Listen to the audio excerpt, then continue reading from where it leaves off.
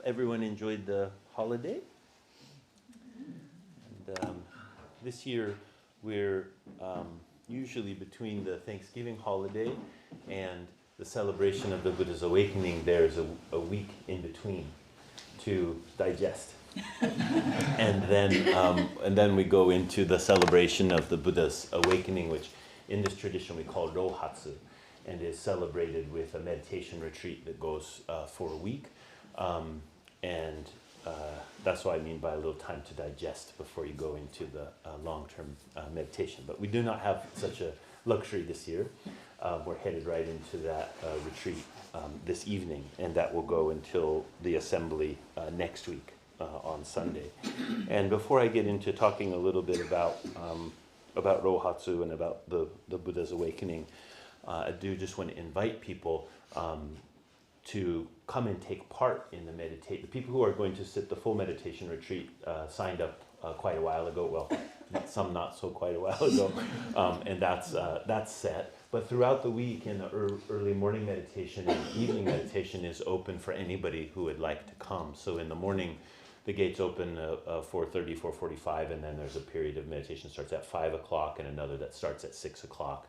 And then there's a chanting service happens after that. And then in the evening, 6:45 is the start of the first period, and there are 3 periods of Zazen in the evening, which you could come to all of, or 1 or 2 of them if you like. And there's no sign up required for that. You could do that on any given day that you feel inspired. It's a nice way to join in with a celebration that is traditionally been that particular retreat, at least within the Zen school. And so oftentimes people will do something like, I'm going to come every evening for 1 period, or I'm going to come every evening for all of the periods, or I'm going to come, I can't really the first few days, but from Wednesday on I'm going to come. If you make some kind of a commitment like that and then see it through, it's really a powerful thing that is offered by a tradition where there is something that's going on that you're not responsible for making sure that it keeps going in the kind of direct sense of organizing everything and hitting the bells, but you know it's going on. And so it kind of will call to you in a way. And for those of you who aren't able to come to the temple, or that's not where you feel like you are right now, just remember that that's happening this whole week. And as you're finding some time to sit on your own, whether that's formal meditation or just sit quietly and appreciate the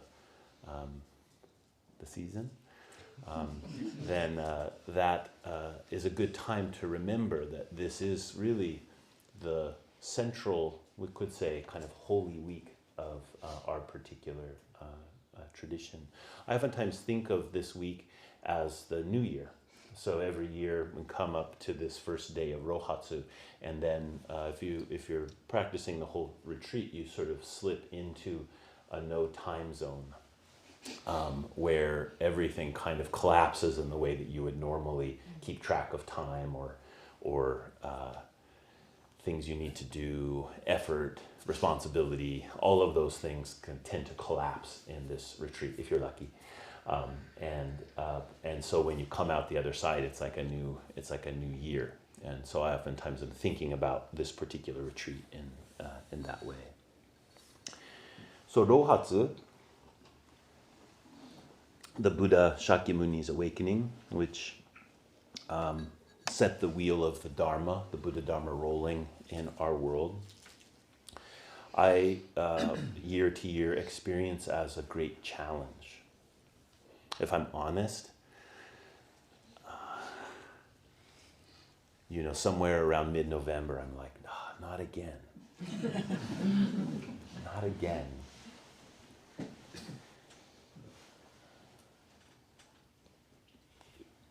It puts me right up against a cherished ideal.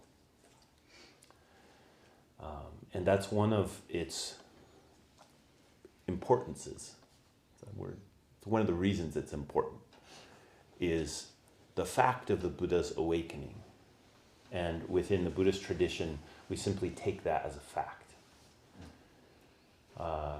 When we consider it, when we celebrate it, when we bring it close into our awareness and into our heart, there is this deep challenge there's this being who, if we only keep track of this lifetime, gave up everything, really gave up all that was good in a human life. And he gave that up for the purposes of unlocking this central problem and central mystery of human life.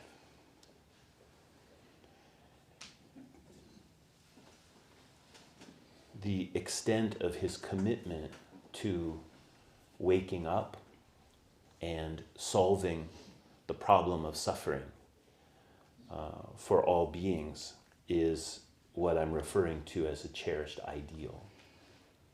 I want to be that person. I want to live that way. And of course, in most ways I don't. And so when it come up against the story of the Buddha's awakening, it pushes me, I hope it pushes you, right up against what do you see in the Buddha that is true? What do you see that calls to you about how you want to live? And that will be different for everyone. It's not just there's one message. And sometimes we say the Buddha only preached one thing. In some versions of the sutra, there's only one syllable. You know what syllable is? Ah. Ah. But everyone hears that ah in a different way, according to their own situation, their own capacities, etc. So there's this fundamental understanding within Mahayana Buddhism in particular. So the same thing of the image of the Buddha Shakyamuni sitting underneath the Bodhi tree with the armies of deception, Mara having thrown everything at him. And as they come close, they just transform into flowers and incense powder,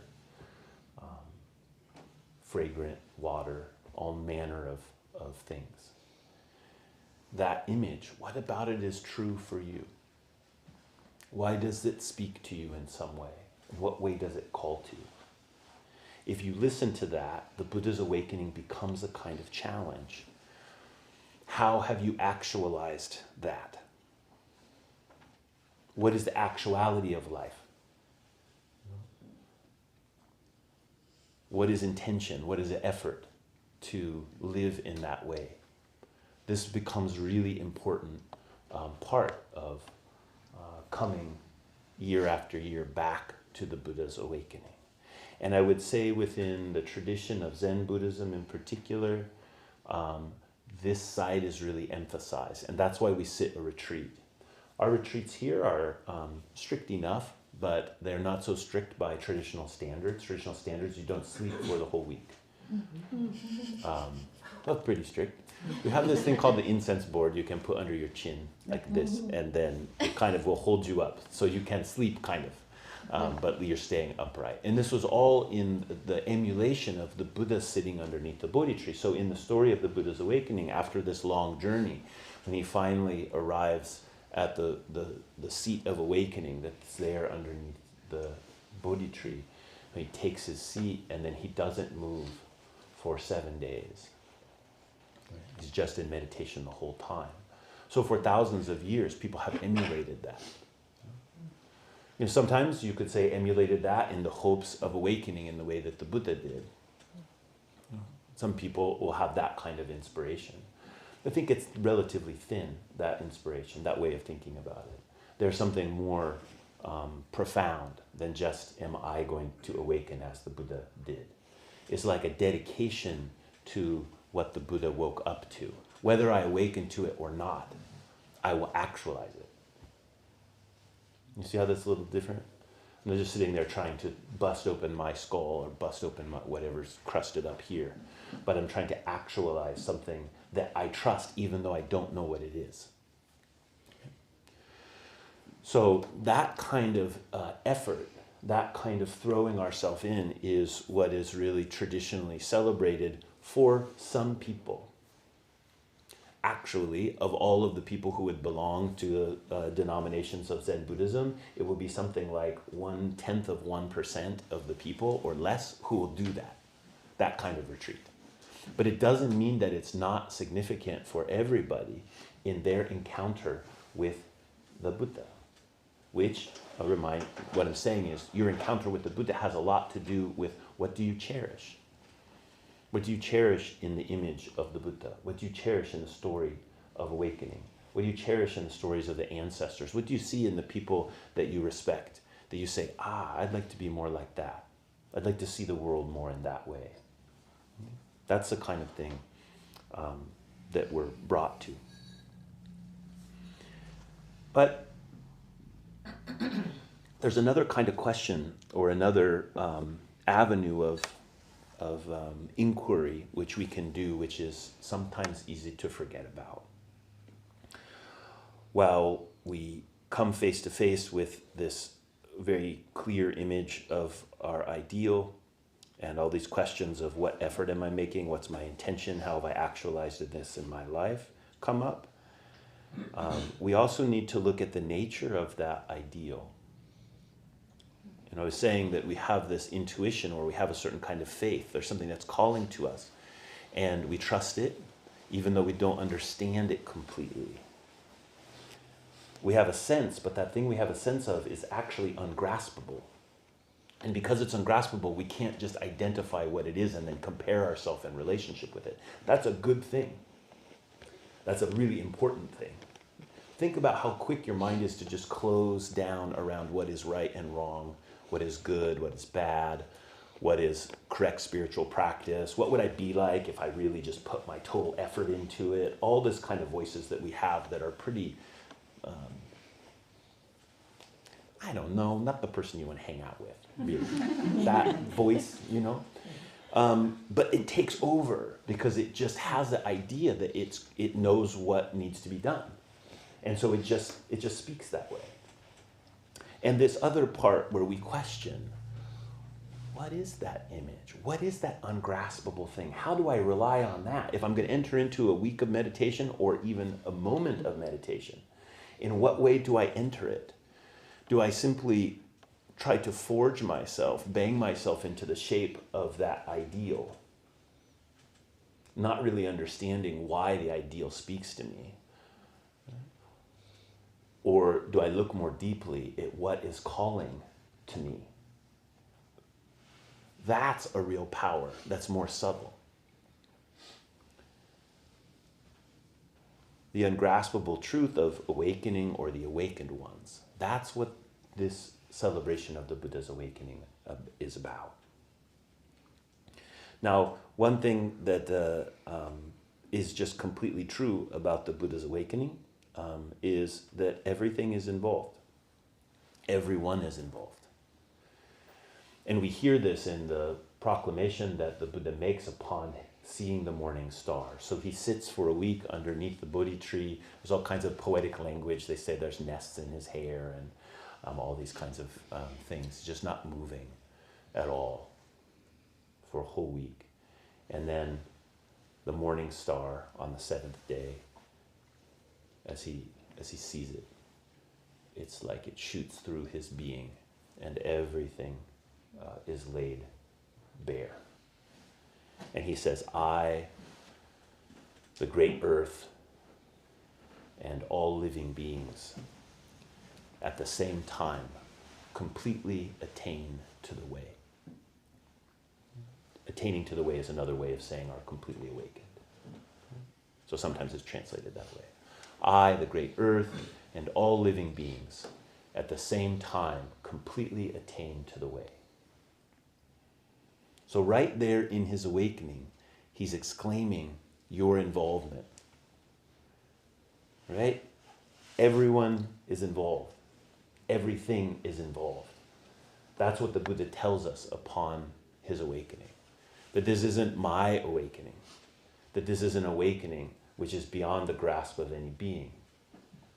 And I have attained it. And you have attained it. And everything has attained it. That's what this awakening is about. Now, this is really important. If we go back to classical Buddhist teachings will talk about three possible paths. One of the paths is the path of the Shravaka. The Shravaka means a hearer.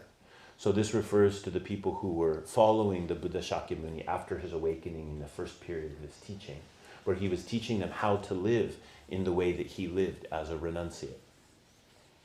And hearing the Buddha's teaching and working on the fetters, all of the kinds of things which close up the spiritual eye, the freedom of being, those are relinquished, let go of, and purified.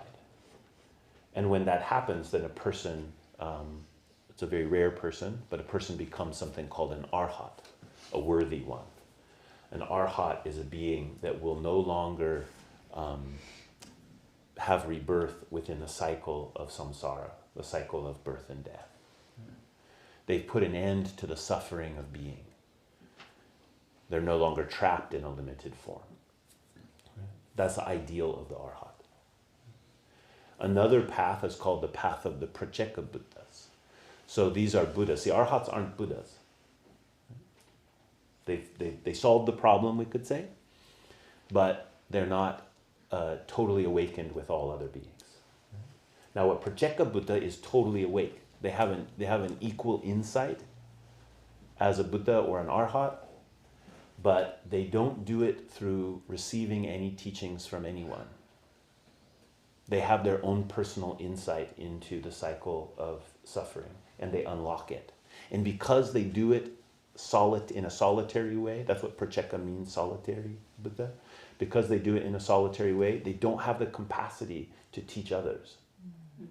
And they don't have the capacity to awaken together. They can awaken as solitary beings, but they can't awaken together with everyone. And then the third path is referred to as the Bodhisattva path. And originally in Buddhism, when we use the term Bodhisattva just referred to Shakyamuni Buddha in Shakyamuni Buddha's previous lives before being born into this world. So all of those lives up until the point of becoming the Buddha was a Bodhisattva, an awakening being, a being that is awakening. And on their complete and total awakening, then they'll be known as a Buddha. So this path of the Buddha, or path of the Bodhisattva, is a path in which all beings are included. That's why the Buddha can preach. That's why the Buddha can teach. That's why the Buddha can continually instruct all living beings through countless eons in one world system, the world system that they're awakened in. Our world system is known as the world suffering, by the way. If you have any complaints about that, take it up with somebody else. So the reason I bring this up is that oftentimes when we're thinking about this cherished ideal, or we're feeling the thing that calls to us about teachings, about practice, about truth, then we tend to fall into a kind of narrow understanding, something that's more like an arhat type of understanding. Like, oh, if I could just pull it together and do this practice in a certain kind of way, then I would be able to get there. And I would solve the problem. It's good. That kind of practice is good. But it's not all there is. It's one side of how it is that we encounter spiritual teachings. And we should take care of it, but we shouldn't just stay there. We should also see the part of us that has the capacity to see into things totally on our own. And we should cherish that. But we should also recognize that if this isn't happening together with other beings, then there's something that we're missing. There's something which the Buddha said over and over and again is central to what his awakening is about. That everyone is involved, everything is involved. Now this teaching is, of course, a Mahayana teaching, a great vehicle teaching. That's one form of Buddhism. And I'm not emphasizing this to criticize other forms of Buddhism, but I happen to be a Mahayana Buddhist, and that's where I see that truth that I was talking about. To me, the cherished ideal that draws me in again and again and again every year at this time, really all the time, but at this time it's what I'm pushed right up against, is just this truth. And it might be different for you. How is everyone involved? Now, by that I don't mean let's build mega temples. I mean, I'll be up for that. You know, anyone's got a few billion laying around, we can do that. We can do that. Boom, boom. But that's all they'd be, right? The big temples. Actually, if I had the money, I would build a huge Buddha. Not a temple. You know, like if you ever visit East Asian countries, well, all over Asia, but they're just massive Buddhas. And I don't mean massive like 30 feet tall. I mean massive like the one that I used to live close to in Sendai is 30 stories? I mean, it's like big. Really big. And so if we were to have one of those in Eugene, you could just look over and you will see, because there's nothing very tall here. You will just see it anywhere you are. Yeah, that's what I would go with. Anyway. And it is kind of funny, you know, to think that way. But I'll tell you the reason that I really like that. I think actually in North America for Buddhism we need some big Buddhists, because the problem is when you have a building, what do you automatically have? Inside. Yeah, you have an inside. Yeah, you have an outside. So we do a lot of work to try to, because we all have an inside outside too, right? So in a way it's a good situation for us, because we have to work with the thing we already have, the inside outside. And so you work with that. We're inside. Am I in the temple? Do I belong? Do I not belong? All these inside outside things we get to work with. It's such a joy. And but when you have a Buddha, everything's inside, right? The Buddha's there. So there's kind of everything involvedness that comes from that. That's more what I'm talking about. Not trying to make everyone a Buddhist or try to get everybody to agree on the same truth or any of those kinds of things. But that whatever it is that is true to me can't just be about getting what it is that I think I want, or even what I think is true in a particular moment. It's what is true is by definition have to be ungraspable to me as an individual. To my partiality, it has to be ungraspable. Otherwise, it can't be really a truth. It can be my truth. People are sort of fond of saying these days, and there's something about my truth that's okay, but it's a little bit, what's the word truth in that case? So when we hear this message about everyone involved or everything involved, I want to tell you a couple of the reasons, a couple of the ways that this is helpful for me, and I think helpful for you too. It requires us, it causes us to release or to relinquish our grasp on self-image, on self-certainty, on all of that side of seeing the ideal where we're just trying to, I'm going to become that person.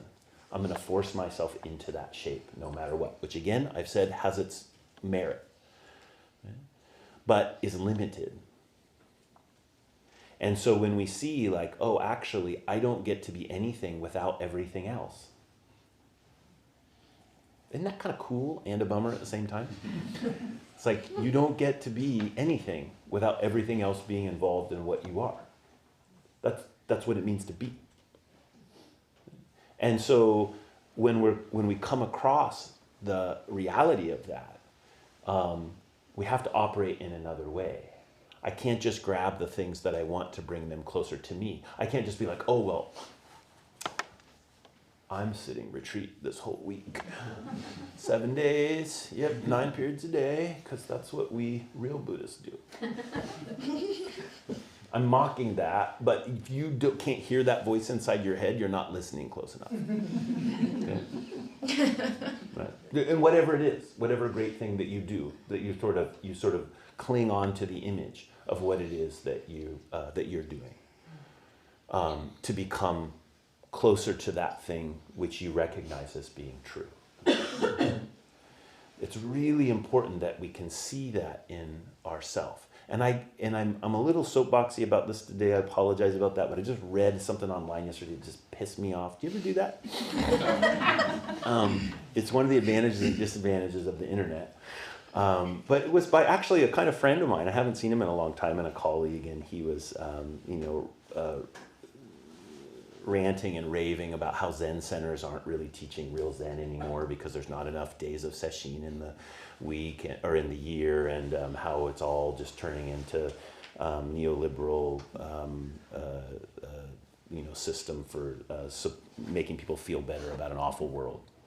Basically, that was his rant, which I sympathize with to a certain degree. But also, he was so dismissive of the spiritual lives of people. I'm going to write him, after session. As I know, we're friends. I'm going to write him and say, hey, I won't say who he is, and say, how can you be that dismissive? If the Buddha awakened together with all beings, how can you be so dismissive of the heart of other beings who long for the way? Whether they come to your temple or Zen center one time or 1,000 times, whether they sit retreat or don't sit retreat, how could that matter? How could that be the standard? How could that be what we're concerned about? What we should be concerned about is, what is that? What is the intimate intention of each being's, I'm not even going to say heart, I'm just going to say, what is the intimate intention of each being? That's what the Buddha woke up to. And so I would say this teaching that everything is involved, if we take the implications of that teaching inwardly, it requires or it causes us to follow that intimate intention. We can't just try to sculpt something. We can't just try to create something. We can't give up this to gain this. Although there'll be plenty of giving up. But the giving up is for the purposes of following that intimate intention, that ungraspable thread which is speaking to you in some way. Only you can listen to that, and only you can rely on that to inform your own life. That's where the Dharma really flows. Again, the Buddha only ever says one syllable, but everyone hears it in a different way. You hear it because of that thread. It's not simply information. It is that heart seeing itself. So the real challenge, I would say, there is the challenge I spoke of at the beginning of this talk. Every year I come around and I'm like, oh man, I'm still kind of the lazy bump of a being that I was last year. I'm trying, hard. At least I think I am, or at least I'm telling myself I am. And I come around and I'm kind of like, gosh, I'm sort of not so changed. And so there's that side of the challenge. Okay, what have I actualized? What have I done? How am I going to live this out? Come on, Hejo, pull it together. And then there's the real challenge. And the real challenge is this unforceable presence, which even in my life, which is pretty centered around paying attention to that unforceable presence, I'm so good at not paying attention to it and having all kinds of little tricks to keep it at bay, because when I let it really bloom in my heart, it's challenging. What's the first word you're saying? Unforceable. Unforceable, thank you. Yeah. And so this "you are involved" shows up right in my own heart. And so seeing the Buddha's awakening, that's where the real challenge or the deeper challenge is. Not, am I doing what the Buddha did in some literal sense? Am I leaving my family? Am I living in the woods on alms? Am I meditating, like sesshin quantities of meditation every day, all the time? All those kinds of things which I can take as a sort of challenge and is important. But this other one, am I listening to that? Am I following that? Because the Buddha followed that thread for countless lifetimes before being born into this world and being awakened as the Buddha. You can take that metaphorically or literally, however you want to. I don't mind. But that's the truth of that story. That thread ran through all manner of lives, whether they were successive or just everybody who was there in that world at the moment that the Buddha was awakened. And our involvement means our seeing Buddha. We see Buddha in some way. You see the carved image of Buddha here on the altar, but you also see a Buddha with the image of your own heart. You don't need to see a wooden Buddha to be able to see a Buddha. Even if you're not seeing the shape of a Buddha, you're seeing something which you cherish in the way that you cherish a Buddha. And that image might change. But as you see that Buddha, the Buddha sees you. Seeing that Buddha, the Buddha sees you. And the Buddha sees you, seeing the Buddha, seeing you, seeing Buddha. Like that, right? Okay? That is what happened, or what is always happening with the awakening of the Buddha, in which all beings are involved. All beings are awakening at the same time.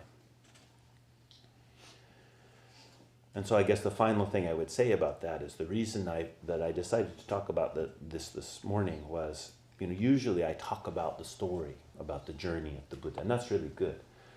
But oftentimes I feel like people just thinking like, oh, I'm supposed to do that, I'm supposed to do that, I'm supposed to do that. No, you're not supposed to do that.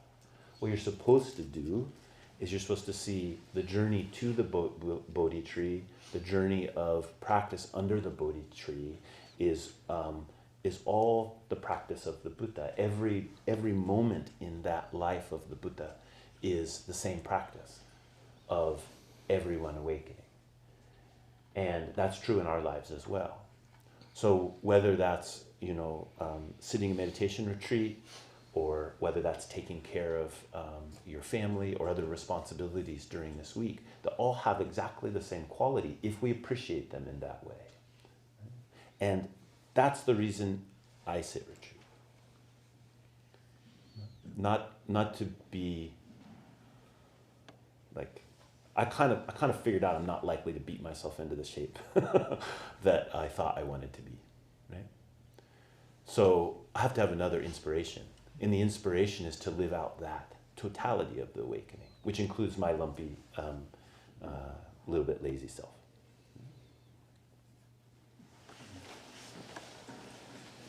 Any questions or comments? Yes, would you just say a little bit more about the unenforceable? I missed, I think, a little bit in there. And then I just would want to ask, is that also connected to the is that whole with the unseen? Yeah, so I'll take one and then the second. Okay. So the first one, the part of what I'm saying here is that there's something that is very intimate. And we might think of it as being inward. Inward. Okay. Because it's not affixing our intention onto an outward form, okay, that we experience it as inward. Because we're so addicted to that. All of our, our awareness, we're just hanging it on stuff constantly. Right. That's what we think awareness means. Even people who are super specialized in awareness, teaching people to be aware, basically teach people to hang their awareness on objects, right? And that's not bad. It has, but what I'm referring to here is slightly different. Is that there is an inwardness, which is about not hanging our awareness on objects, whether those objects are like material things or thoughts or whatever it is. So there's an intention there in that intimacy that's different than the intention that says, I really want to be better at X, Y, or Z. I really want to be a better person. And being a better person, I can kind of see what that looks like, and I'm going to go there. Again, highly recommend doing that, okay? And at the same time, it doesn't get you all the way there. There's another thing that needs to happen. And that thing is that intimate that inwardness, that intimacy is completely unforceable. Right, right. You can't force it. Exactly. If any amount of force completely short circuits the system, it becomes a tendency towards an object. And so the discipline in meditation that we find through the classical way would be, say, to turn the light and shines it back. Take the backward step that turns the light and shines it back. For those of you who have studied the texts that refer to that, that's what it's referring to. It's referring to this intimacy, which isn't actually inward. It's not like located inside as versus outside, but it appears to us as an inward move because we're so often kind of hanging in this other direction. So that's what I'm talking about, the unforceable presence. And is the presence mine? No. Is it someone else's? No. It is not living in that realm of me and you, but it's a presence which both totally animates me and animates you. So, but it's also not like a substratum of a Godhead or something. I'll just say that for people who are more philosophically inclined. That's not what I'm referring to. It's this seeing which is happening, in which it doesn't become a mono. It doesn't become a one thing. I mean, check that out. Like, just, okay, this is a little bit sidestep, and then I'll go on. I promise I won't digress into this too much. But if you're living in this culture right now, you have a kind of, you will have a tendency, there's just no way you can't have it, to try to bring everything to a unity. So weird. Why would we do that?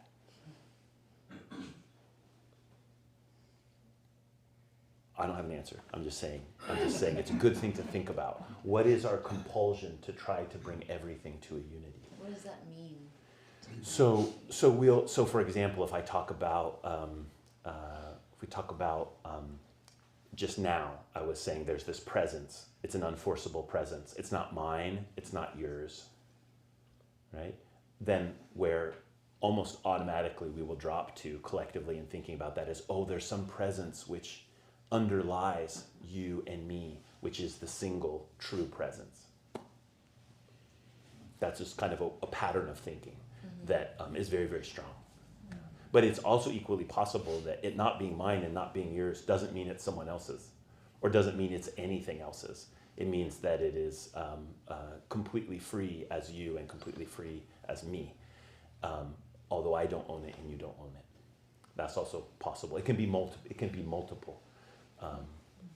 Way. Anyway, I won't go down that road too far. But the reason I'm bringing it up is that presence, all of that the ownership over it in some way is a kind of force. And so this intimacy is a kind of gateway, or a kind of, it's actually what's at the base of our consciousness. It's how it is that we're experiencing things all the time. So that was kind of the first point. Is that the unseen? I would say it's not that it is the unseen. I know you didn't say it that way, but that's all the time we would think about it. We try to reify this idea that there's these things we can't see. They're called the unseen, and then the things we can see. And so it's not quite like that. It's more like everything we see is also completely ungraspable. Everything that is seen is completely also unseen. And that's where this heart kind of has a possibility to reveal through us. Yeah. Thank you. Yeah.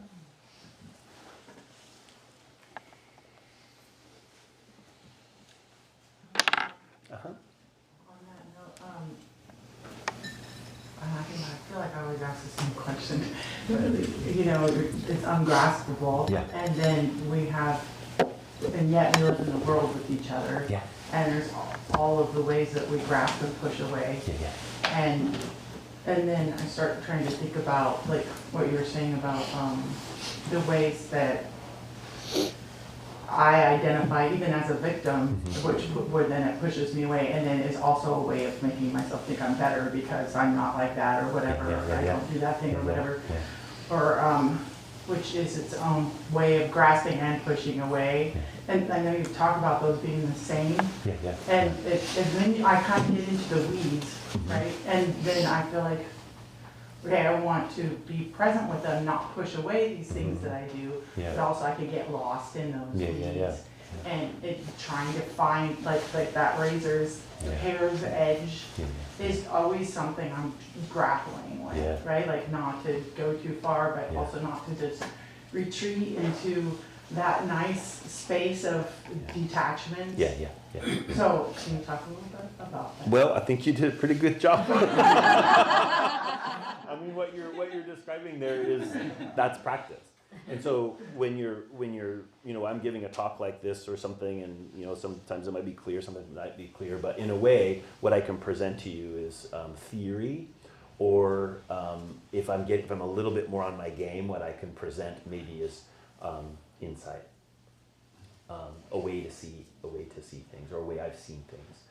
And so then you take that back into your own life, whether it's a teaching like a Dharma talk like this, or it's something that you've read or a practice that you've learned, and then you bring it in, and then there's practice. And if you're really doing the practice, it will not feel like self-assuredness.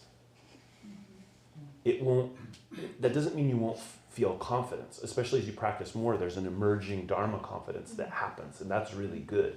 But it's different than the kind of like, I decided this is the way it is. And miraculously, once I decided it was the way that's the way it is, the whole world started looking just like I knew it.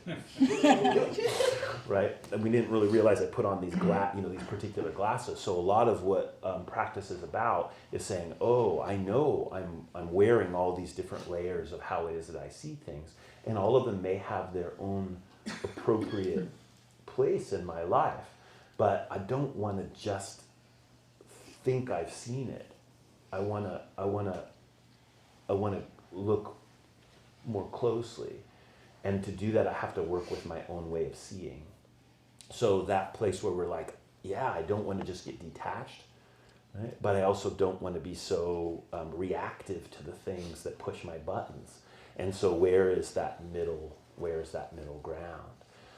So the middle ground, I'll give you kind of maybe practical advice on that. One is, how you try to find the middle ground just like in a balancing act? Like, because I know you're a school teacher, I'll use this example, like when they're being twerps, which never happens in Montessori, I know, but when they're being twerps, and you're like, okay, I need to rein this in a little bit, right? And then so you're going to go rein it in, but you're also not going to just unload, right? Well, you don't want to just unload, but sometimes that happens, or sometimes you do that. So there's this balancing place where you're kind of like, keep my cool, be chill, and be authoritative at the same time, right? You're like in that place. And you have to just explore it. It's like, it really is like a little dash of this, a little dash of this, and you're trying to find your spot. That, you can be successful that way.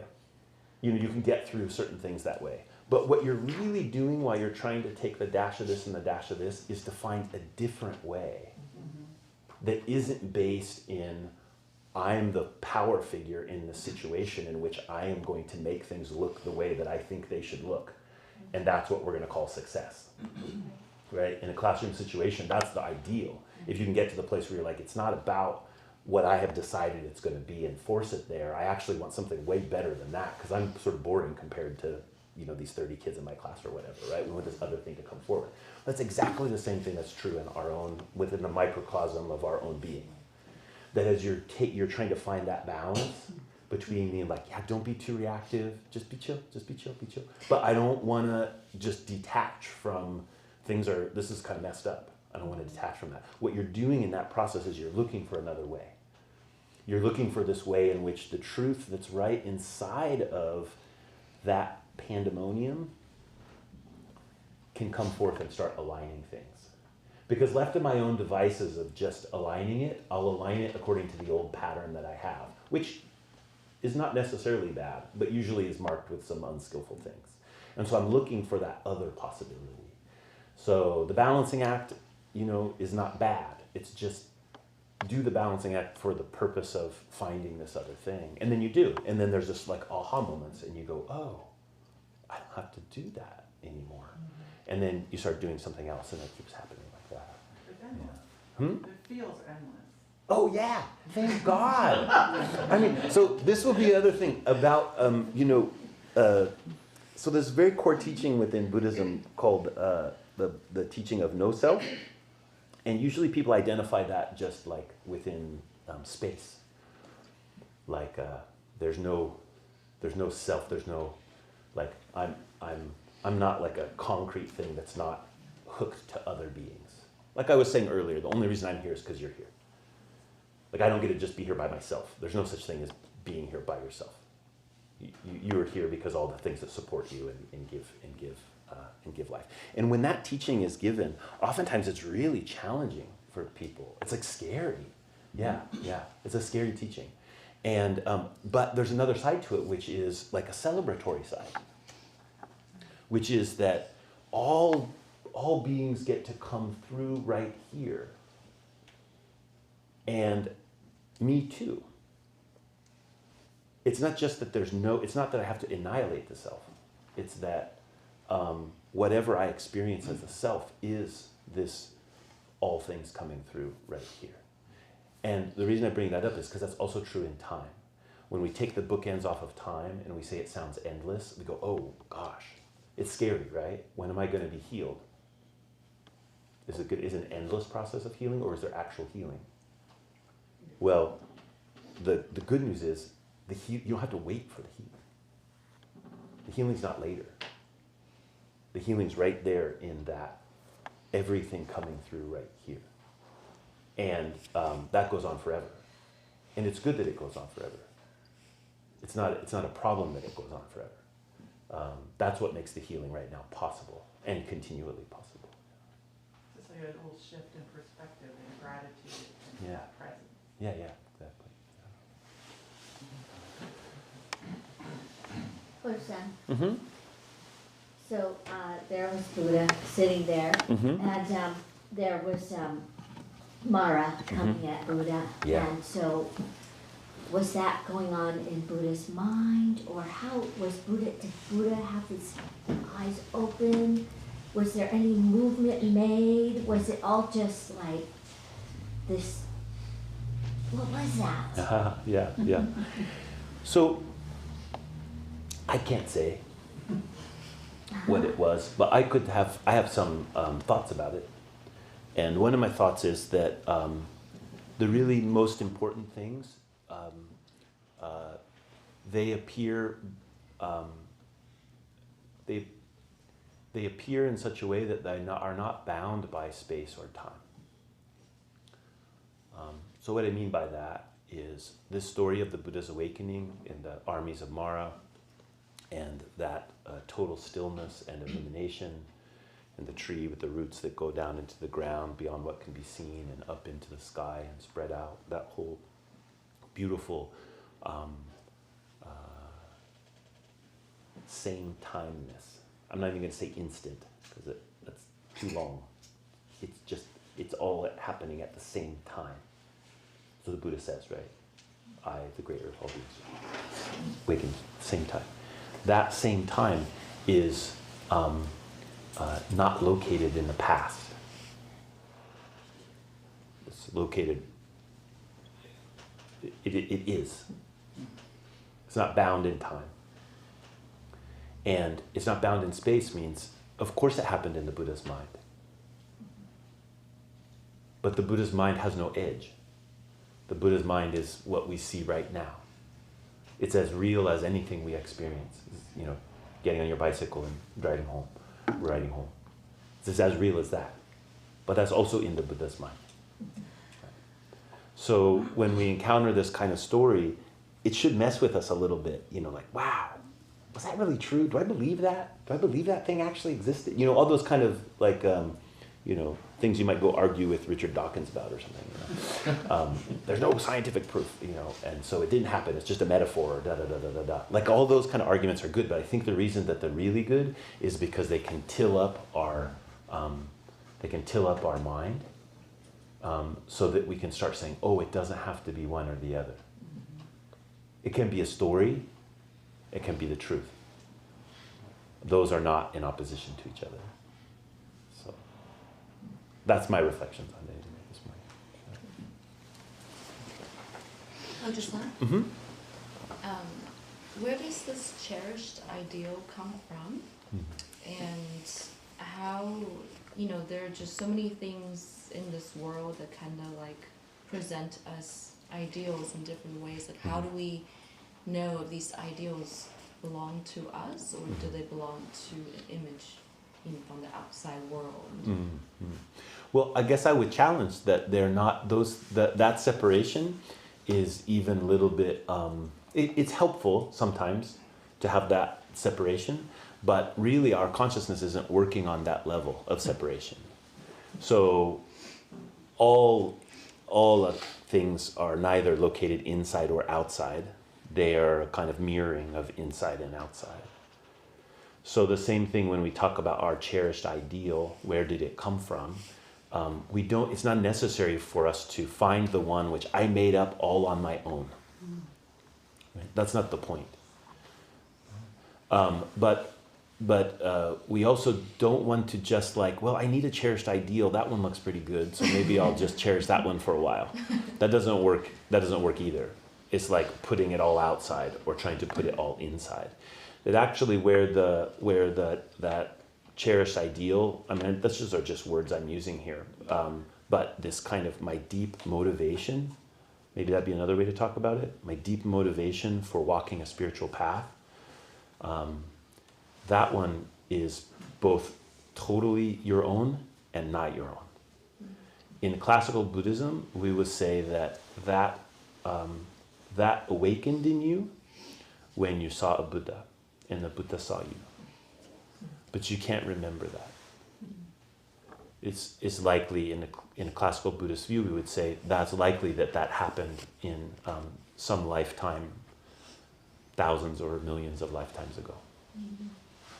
And in that moment, that seeing of the Buddha and the Buddha seeing of you, what's called bodhicitta, or the mind of awakening,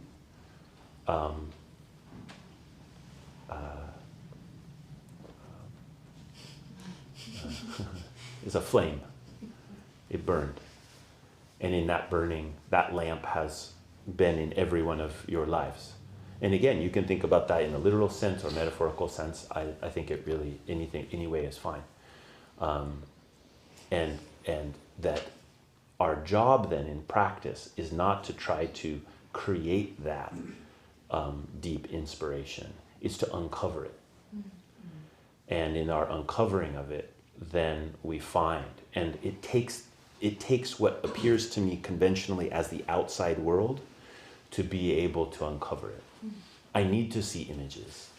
It's a little bit like when I am encountering the new teaching, particularly about a particular bodhisattva or Buddha or something like that. One thing I love to do is I do a Google image search,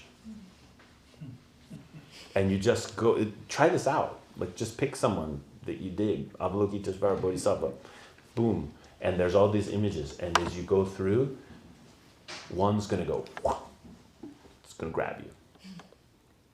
And you don't know why, but for some reason. And that doesn't mean that's the one true image of Avalokitesvara, but it does mean it's a true image of Avalokitesvara. And if you follow it, it'll start teaching you something. And you'll know something. Why did that one resonate with you? You're uncovering something in that process, as opposed to saying, well, I believe that one's true because it has da-da-da-da-da-da-da-da-da-da. So that's happening for us all the time. And we do that for each other.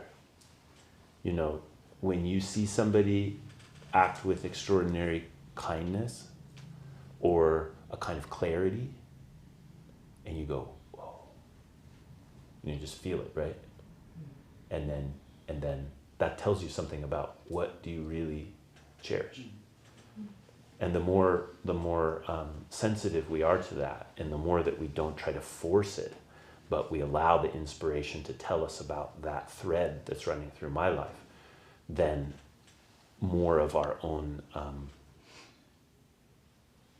certainty about where I'm going emerges. It's it's a good life. Yeah.